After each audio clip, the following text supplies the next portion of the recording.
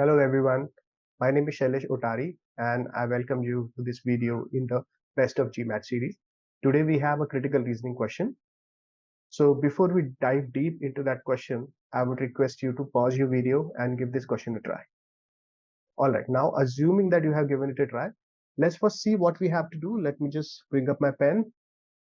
Which of the following indicates a flaw in the reasoning above? Alright, so what we have here is some reasoning or an argument and there is a flaw in it. Flaw means there is some problem with that argument. That reasoning does not make sense. There is something missing in that. Okay, so let's see what it is.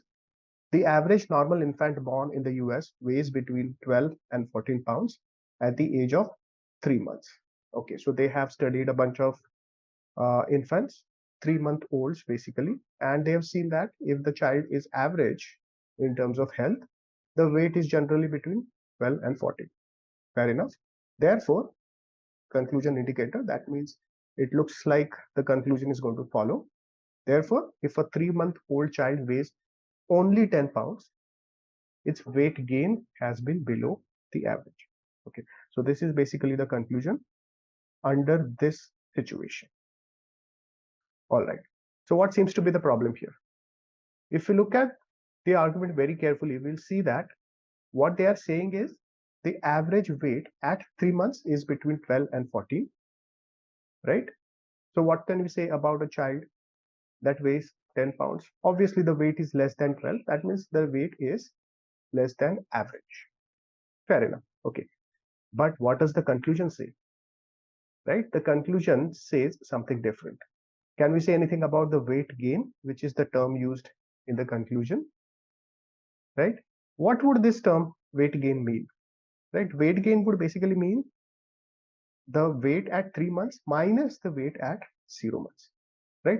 We don't have any data about any weight of any child at 0 months, right? So we actually can't say anything about weight gain. But that seems to be the conclusion. The conclusion is the weight gain is less than average, whereas the conclusion should have been the weight is less than average, right? So what basically is the flaw? What is wrong? If you can just reword it in your own words, let's give it a try. One way to look at it would be to say that the conclusion assumes that the two terms, weight and weight gain, are the same terms, whereas they are not the same terms. Right now, you may have a different expression about the flaw. Don't worry about the expression, so long as you identify that these two terms are different, that's fine. Okay, so based on this understanding, what do we expect the correct answer choice to do? The correct answer choice should highlight the confusion between these two terms. All right, now that we have a clear understanding of what we want in the correct answer choice, let's look at the answer choices. Weight is only one measure of normal infant development. Yes, maybe height is also one measure. Maybe some certain behavior is also one measure. But is this answer choice highlighting the confusion? No. So this is not going to be the correct answer choice. Okay, let's move on. Some 3-month-old children weigh as much as 17 pounds. Right. So the average is between 10 and 14. Right. So obviously, statistically, there is some probability of some child weighing 17. That's fine. But is that the flaw? That's not the flaw. The flaw has to be related to the confusion between these two terms. So this also does not go. Let me eliminate this answer choice too. Now see, it is possible for a normal child to weigh 10 pounds at birth. Okay, now at birth is not the term or not the situation, not the case that the argument is dealing with. So this cannot be the flaw. Okay. Also, another way to look at it is that it doesn't talk about the confusion.